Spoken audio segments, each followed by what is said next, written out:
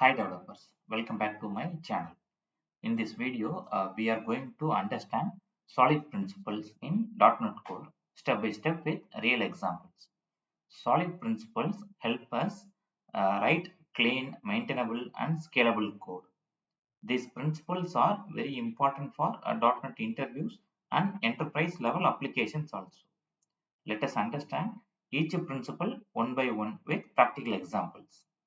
First one is single responsibility principles, that is SRP.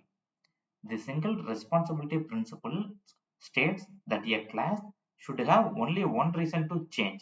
That means a class should have only one responsibility. Suppose we have an invoice class that calculates totals, save to database and sends emails. If email logic changes, this class must change. Or if database logic changes, the time also this class must change. This means multiple responsibilities, which is bad design. The correct approach is we can see about the correct approach.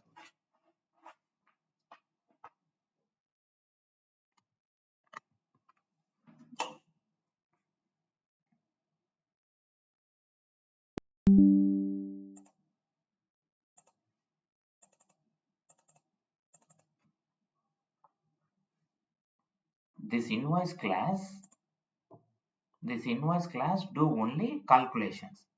This repository class will do only database related things. And this email service class, this is only doing sending email only. Now each class has a single responsibility. This improves maintainability and reduces coupling also. Second one is open closed principle.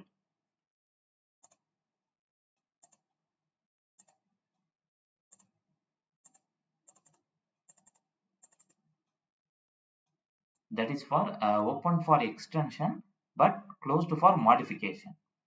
We should be able to add new functionality without modifying existing code. If we use if else for discount types, every time we add a new type and we modify the same class. That is a wrong approach. For a correct approach, we need to create first we need to create a discount interface. Here we can able to create one class for discount. And if we are going to add right now, if we are going to add two discount, one is regular discount and another one is premium discount. For regular discount, we need to create a separate class and we can do some calculations here. For premium discounts, we need to create a separate class and we can do some calculations here. If we need a new discount type, we just create a new class and implementing this iDiscount in that new class. No need to modify the existing classes.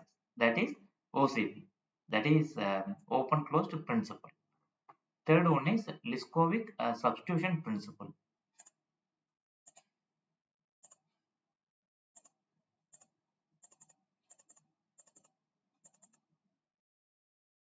A Liskovic substitution principle states that derived class should be replaceable with base classes without breaking the behavior. We will take example for bird and we will explain about that. If we have a bird class with a fly method, and this is a bird class and we have a fly method here, and we create ostrich class also, but ostrich cannot able to fly. That breaks the principle. That is a bad approach. For for better design, we create a flying bird interface first and then implements that flying bird into in sparrow class. Sparrow can able to fly. So here we can implement that I flying bird in that sparrow class. Ostrich does not implement that fly class because it cannot able to fly. So ostrich does not implement the fly. Now we are not forcing the behavior that does not apply. This follows the Liskovic substitution principle. And fourth one is interface segregation principle.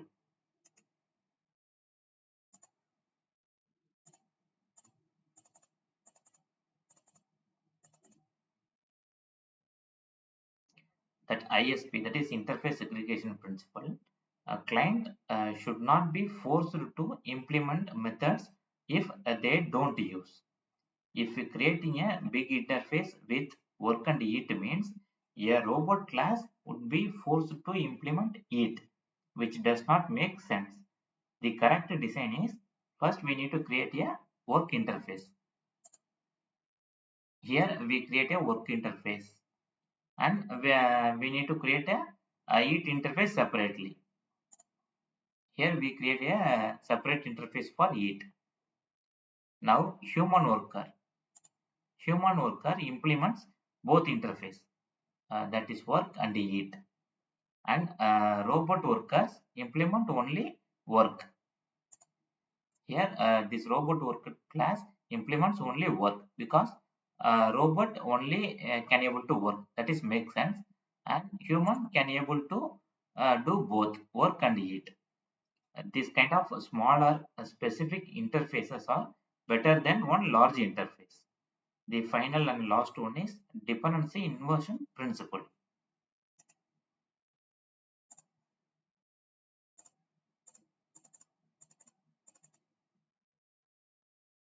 High level modules should not depend on low level modules. Both should depend on abstractions only. Here, if order service directly creates email service using a new keyword, it becomes tightly coupled. That is a wrong approach. To correct approach, first we need to create email service. Like this, we need to create a email service, and we need to implement that email service implements it. Here we can able to implement that email service and inject this I email service into order service. In this order, we inject that I email service into order service. Now, order service depend on abstraction, not concrete classes.